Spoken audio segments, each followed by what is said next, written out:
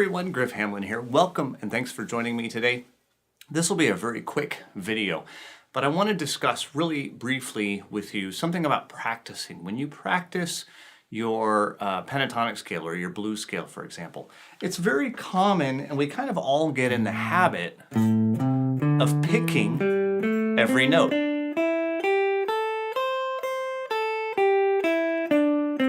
So I'm just playing, A minor box 1, nothing fancy, and there's plenty of other videos where I've showed how to play that.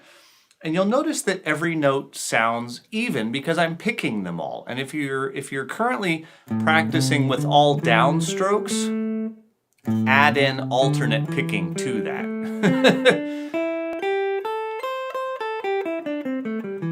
Okay, so definitely we should be going up and down, but in addition, you want to practice slurs.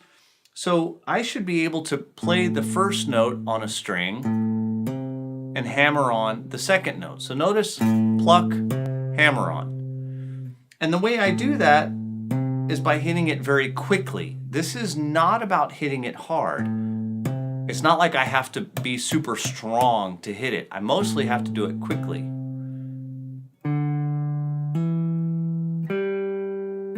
And the thing that I hear the most when people practice this is I hear this.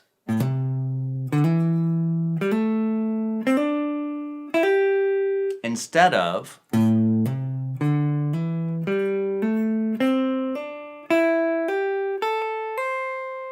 so notice that it's nice and even. Notice that it should sound the same as when I alternate pick. That's what we're going for. We won't quite get there, but that's what we're going for.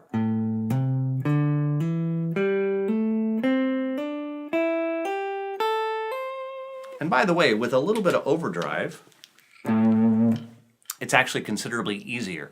So maybe turn on a tube screamer like I just did.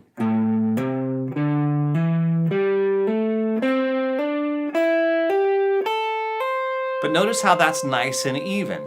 Or maybe even swing eighths notes. 1, 2, 3, 4. And then when we come down, we have pull-offs. Now pull-offs are actually easier because I can give it kind of a flick with my finger.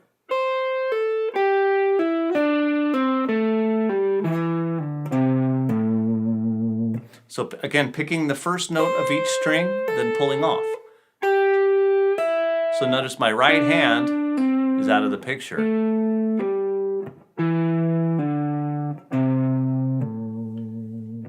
Now, one other thing that this will force you to do is to get off of using the tippy tip of your finger. For example, if I'm way up on the tips of my fingers and you get this, and you hear that, or, and when I pull off, you hear that other string ringing out? Okay, I'm too much on the tip of my finger. I have to be slightly at an angle so that the underside of this finger touches the string below it.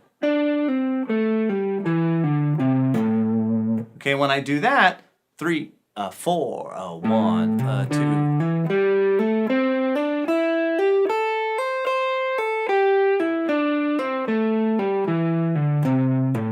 That sounds pretty much identical to picking everything.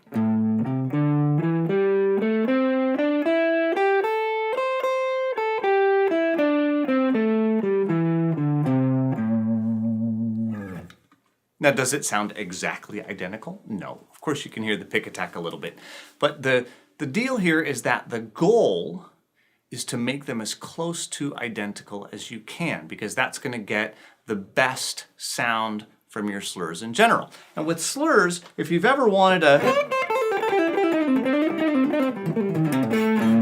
throw out that kind of stuff, you gotta have slurs for that. I couldn't pick all of that. Nobody could pick all of that. It's never gonna happen. So if you wanna get the speed, you gotta have the slurs. But even if you're not looking for that super kind of speed, it's another way to articulate a note. And we always are down for another way to articulate a note, okay? So again, short video, just an idea. When you practice, yeah, play it once picked, then play it slurred.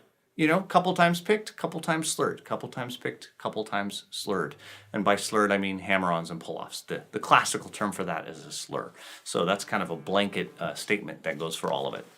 All right, so hope you dig this, and hope you can kind of add it to your practice routine, and I'll see you in the next video.